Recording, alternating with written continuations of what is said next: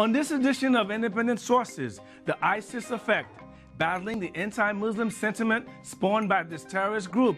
It's actually about making sure that law enforcement is treating these particular communities equally, and that they're not stigmatizing them in any particular ways.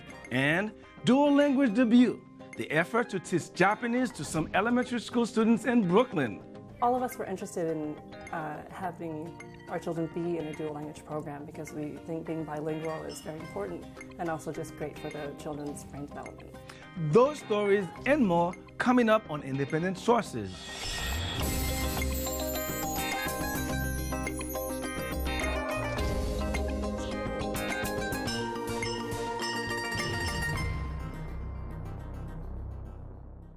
Welcome to Independent Sources, bringing you news from New York's ethnic and immigrant communities. I'm Garry Pierre-Pierre. The Islamic State of Iraq and Syria, or ISIS, is public enemy number one to the U.S. government these days. The organization was once a part of Al-Qaeda until a reported falling out between the leaderships in June 2014. This group of extremists has once again put other Muslims around the world under a microscope with their increasingly brutal acts of violence.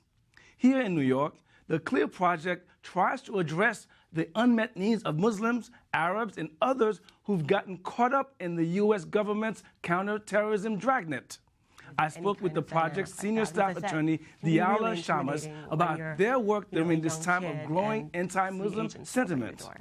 Diala, what's been the Muslim and Arab community's reaction to ISIS and the acts that they are committing in the name of Allah? Well, I think that's, an interesting question because it's not one we're asking to all communities, in New York City. I think that the Arab or the Muslim communities in New York are reacting to it in the same way that many others are reacting to it, which is a certain degree of confusion, a certain degree of ignorance, and then some, horror. It really depends on who you're speaking to. It's a very diverse community. Sure. In fact, we speak of communities, so I'm not really sure how I would answer that question. Good point. Fair enough. But the ISIS and these other groups are doing things that link directly to your religion, and so it must be uncomfortable to know that your religion doesn't stand for this, but yet the larger perception is that Muslim is a violent religion and all of that. I mean, this is something, and now when you look at the level of violence, the kind of things that ISIS is doing, so it must be a bit disconcerting to a group to feel a bit defensive, is it, or not? I mean, yeah, unfortunately, they're also really, I think the communities that we work with are made to feel defensive because they're asked to, speak for either to, actively disown or to, or assume that they embrace the acts of groups that are acting somewhere really far away. Sure. So it's a really mixed bag, and unfortunately, it's not the first time something like this happens, and we use the actions of a few very far away to sort of label a whole group of people over here in the U.S. who are Americans residing in the U.S., going about their business here, and not really up for being, having to constantly explain what those people over there are doing. There was a lot of animosity and sometimes acts of violence against Arab, Muslim, and even Sikhs post 9/11, and there were a lot of efforts to make sure that didn't occur again. So now, at your organization, CLEAR, what have you been doing lately or in the last several years to deal with misconceptions like that? Well, you're right in that we have seen an uptick in hate crimes against Arabs, Muslims, or people who are perceived to be Muslim, like Sikhs, who aren't Muslim but who wear religious head coverings that many misunderstand. So we've unfortunately seen that uptick, and we are, people are encouraged to be very vigilant, and there's a lot of work that's being done to try to make sure that communities are safe. For instance, tell us, how do you tell a community to be vigilant? What do they have to do? Well, unfortunately, with hate crimes, it's a lot of work with law enforcement agencies to try to make sure that they also take complaints very seriously, and that they go after hate speech and hate crimes in the same degree. But the work that we actually do at CLEAR comes from another negative consequences of what we're talking about, which is increased law enforcement scrutiny of these communities, where what we're seeing, in the same way that we saw right around 9/11, in the same way when we saw peaks of violence in the Middle East that have repercussions here in the U.S., which is a targeting of Muslim communities, immigrant communities, primarily immigrant communities who are perceived to have ties with those regions by law enforcement, whether it's local or federal. So our project at CLEAR at the law school at CUNY focuses on providing services to those communities to make sure that they have representation and that they know their rights when they are approached, for example, for questioning by the FBI about events that are happening, across the ocean. What are the steps do they need to take? Let's say I'm approached by an FBI agent and he or she starts peppering me with questions. What are my rights? What we tell people to do is what most anyone would do, and is not a controversial thing, which is don't speak to law enforcement without an attorney present. That is something that most Americans know and are confident in, and it's what you know if you watch an episode of Law and Order, right? Lawyer it up. Right, exactly. Lawyer up, and that's the safest thing that you can do for yourself, for your communities, and it's also something that is very normal. And so we encourage people to do that and to not feel like it's something that they need to be ashamed of or afraid of doing just because they come from a particular place. It is a very American thing to do, and it's a very simple message, honestly. But let me play the devil's advocate, if you will. There's a feeling among people, well, you don't have anything to hide, why shut up? And particularly since there are people with radical views in the community. So how do you respond to that? Well, that is, you're not playing devil's advocate. That is actually a very common answer that we get when I speak to an FBI agent and I tell them, I hear you, spoke to my client. What is it that you want to speak to them about?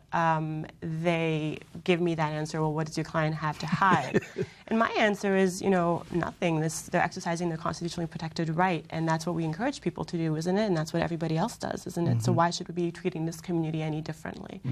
So it's not about whether you have something to hide. It's actually about making sure that law enforcement is treating these particular communities equally, and that they're not stigmatizing them in any particular ways, but they're also not exposing them to risks that are unnecessary. We know that this happens at a really widespread, wide-scale level in particular communities. It can be very intimidating. It can be stigmatizing. It happens at your workplace, at your home, where you can get a visit by the FBI. And there's no reason that that this needs to be happening and that we don't sort of raise awareness about this and just teach people about their very basic. Do you work together with religious leaders in the community to try to get people to understand their rights and all that? Who else are your partners in this project? We do partner really closely with religious leadership and sort of grassroots organizations, and many of our clients also try to then invite us into their community centers to help us, have these conversations and facilitate these conversations. So it's encouraging that the religious leadership, recognize that they should encourage for example, their congregation to assert their rights in the ways that, other congregations always do and have historically, and, as different communities have faced these kinds of challenges with law enforcement. Are there a lot of anger among the Muslim community regarding all this attention, if you will? Do they feel embattled as why are you bothering us? Well, I think that there's a lot of confusion, and I don't know if I would call it anger, because that's a very loaded word. But I mean, if I was in the constant surveillance and I know my moves were being monitored, I'll be angry. Well, I think there is a lot of frustration, and we have worked to channel that frustration in, advocating for policy reforms so that we aren't facing those kinds of policies. But unfortunately, yes, it's not only angering, but it's also very stigmatizing. It has a huge silencing effect. If you know that communities, or if your community is being monitored so closely, then you're going to be afraid to engage in your constitutionally protected, rights to protest, to speak up, to organize, and to mobilize. So we're trying to push back against that, and you know, not on our own with all of the partners that we work with. But it is a very difficult set of, I guess, obstacles that we're facing. Diala Shamas, thanks for joining us. Thanks so much for having me. Still to come on the show, Memories from the Bronx. Before that, Abby Ishola and Sarah Pizon have some other news. Thanks, Gary. Every week we ask you to tell us what's trending in your community. Here's what we gathered. Sarah, what's trending? The opening of a new pre-K center in downtown Manhattan is stirring up controversy. Why, you ask? Because it will be housed in the same building as Exponents, a voluntary outpatient facility that treats drug and alcohol abusers. Wow, that's tricky. Did the Department of Education approve that? Yes, they did, actually. They did approve it, but they said that the safety of their student is their most important concern. They said that the center will have its own floor in the building and that they also will have their own separate entrance for the families, the teachers, and the children. Wow, I can imagine parents are upset. Yeah, they are, actually. Most parents think that sharing a location with an abuse center is a poor idea. But the thing is, there's a need for more pre-K seats in that area, and this new center would open up 108 new seats. So, you know, it's a good thing. But also, it's important to note that the center itself we haven't had any complaints about the center since it opened last year. Wow, that's a good sign. I hope the opening goes smoothly. Yeah. A Brooklyn-based Mexican immigrant is in agony over the disappearance of his son, who went missing along with over 40 other students in Mexico. That's heartbreaking. What happened to the students? Well, basically, all 43 of the students, including Jorge Antonio Tizapa Leguizeno, the son of Jose Antonio, tried to board buses to go to a demonstration. They were basically demonstrating their private school and the funding associated with the private school. And basically, allegedly, criminal groups opened fire on them as well as police. Oh, wow. Yeah, but nobody knows what happened. It's like they disappeared.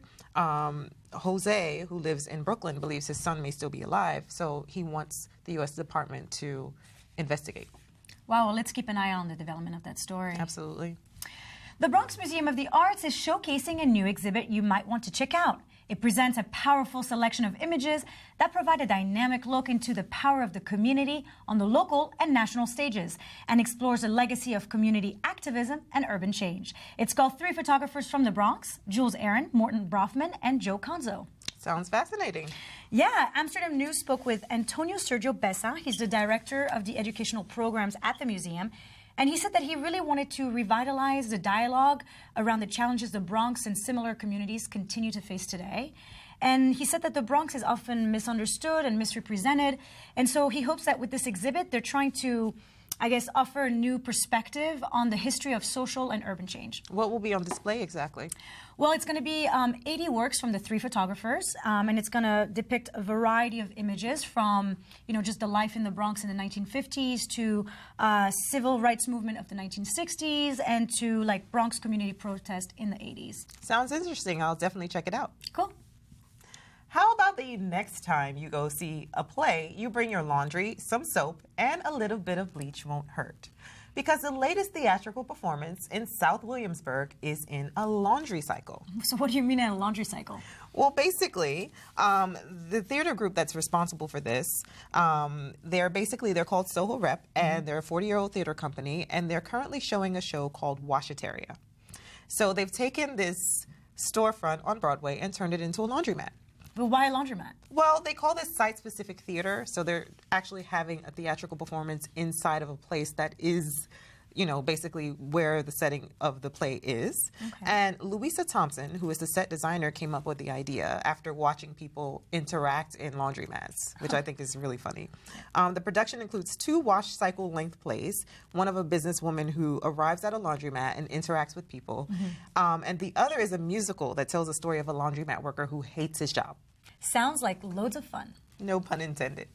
Well, that's it for this week. Be sure to tweet us at IndieSources, #Abby and Sarah. And tell us what's buzzing in your community.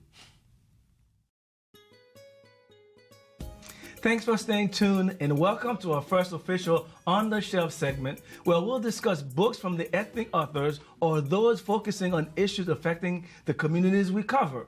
Joining me in studio this week to talk about the book Bronx Memoirs are Charlie Vázquez and José Cenac. Welcome, guys. Thanks for having us. Thank you for having us. Charlie, talk to us about Bronx Memoir. What's the genesis behind this project? The Bronx Memoir Project book, an e-book, was a book that the Bronx Council on the Arts produced, published rather in December of 2014, which was the result of 25 free memoir writing workshops that we produced from March to May of 2014 with NEA funding. Mm-hmm. And why was it important to have this project? Well, we thought it was important at the Bronx Council on the Arts that we gave Bronxites of all different walks of life, natives, recent arrivals, a forum to sort of tell their own story, because, as you know, the Bronx has a very maligned media reputation, and for those of us who live there and know how beautiful and diverse and how magical it really is, it gave us a platform to tell the world in our own words about our home. Mm-hmm. And Jose, you have a chapter in the book. Talk to us a little bit about it, and why did you write your piece? Yes, for me it was a great opportunity to be accepted by Charlie in this Bronx Memoir Project. And I told Charlie that I was willing to write about my educational journey. Mm-hmm. And I did in 1,000 words, which was the requirement, and I presented timely. And basically, it was my experience at Lehman College as a transfer student from Essex County College. In New Jersey? In New Jersey, okay. Yes. And then I started in 2009 at Lehman, and I proceeded to obtain my bachelor's, which I completed in 2012. And it was during my bachelor's where I had a really difficult experience with one of the professors. That person was an adjunct at that time, first semester and everything. And the way that I was treated, I was extremely amazed. How were you treated? Well, first of all, you see that I am not English speaker person, that I speak English with a heavy accent for the native speakers. You and 60% of the New York population. Mm-hmm. Yeah, well, but that was one of the main things that it was targeted, and it was not just me as the only student, but 5 more students mm-hmm. were targeted on that, and I was the one basically who fought to the end. To make the story short, that professor gave me an F, and I decided to appeal, and in my appeal, I present all the documents that I have at hand, essays, even my notebook as a proof that I was attending every single session that the professor prepared for the students. Mm-hmm. I was never absent. So finally, I got the feedback from the appeal committee, and the F was changed to a C. Okay. And I always consider that was a diplomatic and political grade. Mm-hmm. And so what is the takeaway from your story? What do you want people who are reading this book to get from your story? What is Jose's story? Well, my story is that it is very important to pursue your dreams and never give up. And if somebody puts you an obstacle, you try to jump that obstacle or to break it, or to do whatever it takes. Because that person told me, listen, all that I suggest is to drop the class, mm-hmm. drop the course. And I said, but we just started the semester. What do you mean to drop the course?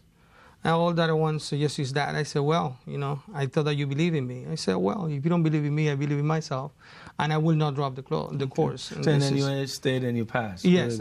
So that's the main message that I want to give to people. Persevere, yeah. Perseveration, be consistent in achieving your dreams. Because I graduated summa cum laude in a bachelor's 4.0, and I maintained that same grade, for my master's as well. Good. And Charlie, besides Jose's story, give us some of the overarching theme in the book. I mean, he talks about perseverance. What are the themes we deal with in the book about the Bronx? Well, within and sort of outside of the immigrant experience, and there's a few immigrant stories. So what touched me so much about Jose's was that he submitted the same story in English and Spanish, and as the editor, they were both perfect. I'm also bilingual, and I was raised by immigrants, culturally speaking, from Puerto Rico and Cuba. So everything he's talking about is something I've heard my whole life, even though I'm a native. Some of the other stories deal with love. Some of the tragic things that happened in the Bronx during its tougher periods. There's one story by Lucia Ponte from the Edgar Allan Poe Visitor Center, about escaping an apartment fire with a 2-week-old baby, getting cherry-picked off of a fire escape from the 5th floor or whatever with a 2-week-old baby in hand. So it's everything, for, stories bordering on just the horrific to people falling in love and getting married and spending the rest of their lives together. Also, a lot of stories about nostalgia. Some elder Italian writers remembering when the farmhead Bronx and their families sort of brought their ways from Italy and made their own wine and grew their own crops.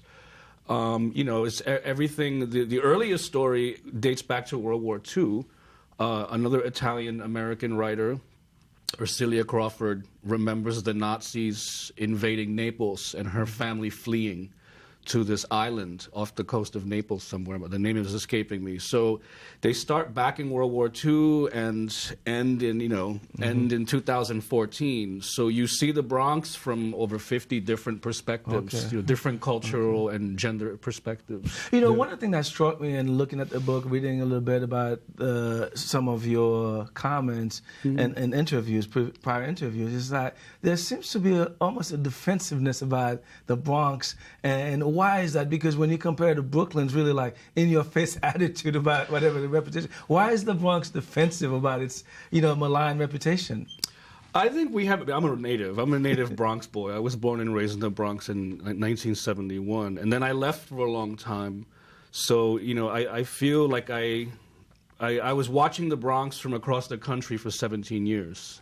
At the time I came back, that was half my life, So I'm back to where I began. And it feels very magical and ironic. Why do we get defensive? I think, the Bronx has a lot of poverty. We have the poorest congressional district in the entire United States of America. This is a fact. Though, despite that poverty, there's so much organic intelligence and creativity, and, it's sort of, we're left outside of the box, I think, because the Bronx is the looking glass county of the nation. It has a white minority of less than 10%. The Latino majority hovers at around 55%. And then the next group is African Americans at around 30%. So when you look at the rest of the states, and I've traveled all over the United States, it's usually the other way around. Yeah. So that becomes sort of the default expectation for the great old American city, but we kind of defy all of that. So I think because you see so many varying skin shades and, skin tones get darker once you go north of 110th Street, you notice it. That's not what the media favors. That's not what the media favors. We are a patchwork community, a patchwork borough of neighborhoods that are composed of people from all over the world, from the Irish communities that are still there in the Northwest, and now there's these growing South Asian communities in Parkchester, the French-speaking African communities down in Highbridge. So, those aren't your typical Yankee Doodle Dandy, apple pie American expectations. We are the other. That's why I love it. That's why I'll stay in the Bronx. Well, great. Unfortunately, we're out of time. Thank you very much. Charlie Vázquez and José Cenac, thanks for being with us. Thanks so much. Thanks so much. The book, Bronx Memoirs, is available on Amazon.com. When we come back, how a group of Brooklyn moms fought to bring Japanese language and culture to a local elementary school.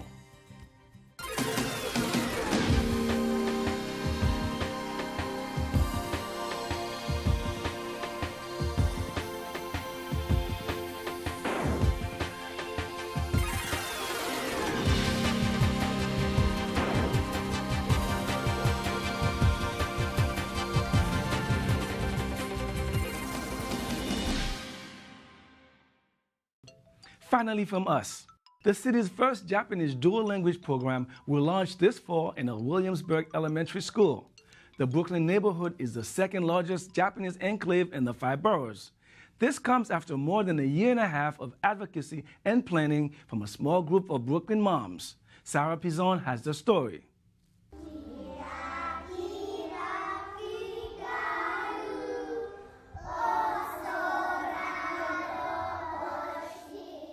These 4-year-olds are singing Twinkle Twinkle Little Star in Japanese. It's a glimpse of what's to come for some elementary students in Williamsburg. Starting this fall, PS 147 will offer 50 seats in the city's first English-Japanese dual language program, starting at the kindergarten level. Japanese appealed to all of us because there is no Japanese program in a public school. All of us were interested in having our children be in a dual language program because we think being bilingual is very important and also just great for the children's brain development. The number of dual language programs in the 5 boroughs keeps rising. It's a recent phenomenon that's gaining the attention of many parents like Yuli Fisher. She's a Taiwanese-American mom of 2 young children, Kieran 3 and Evo 17 months. She says it became stressful when the time came around to send her eldest child to elementary school. The application process is difficult because it's done through Kindergarten Connect, a Department of Education online enrollment tool that randomly selects where a child is placed. Because there's such a disparity between the lowest level school and the highest level school, and it's hard to sort of find like a middle ground, it causes parents a ton of anxiety. We didn't want to sort of hope for the best. So she got together with 4 other moms from her neighborhood, who she met on the Brooklyn Baby Huey, a parents' online community. And we're not all Japanese. So I'm Taiwanese, Heejin is Korean, Lonnie is Chinese, and Yumi and Monica are Japanese or a mix. Though they have different backgrounds, these moms share an affinity for the Japanese culture.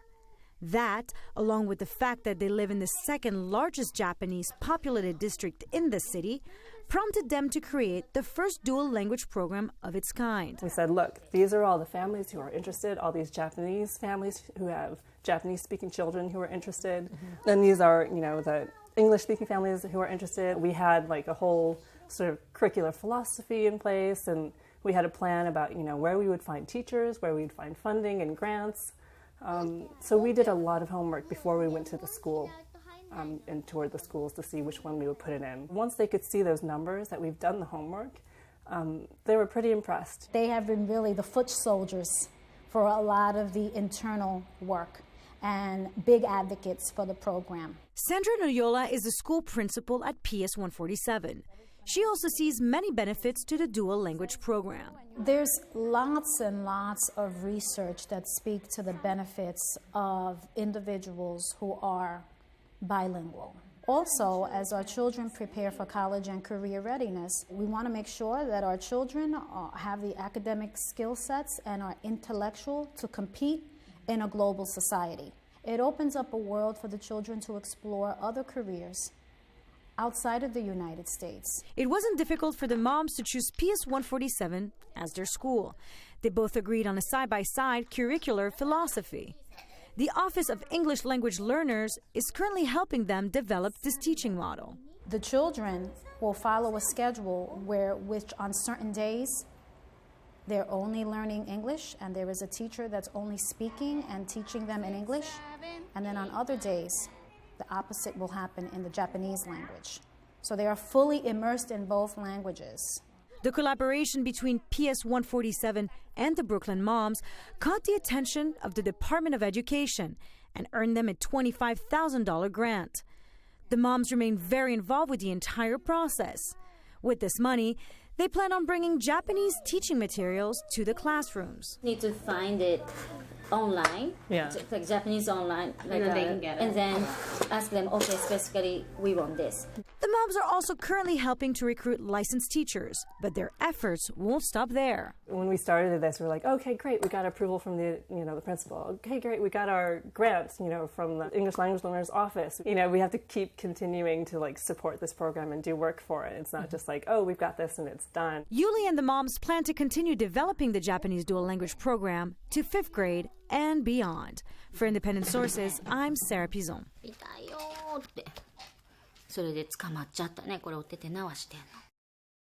That's our show this week. Thanks for staying tuned. Till next time, be independent-minded.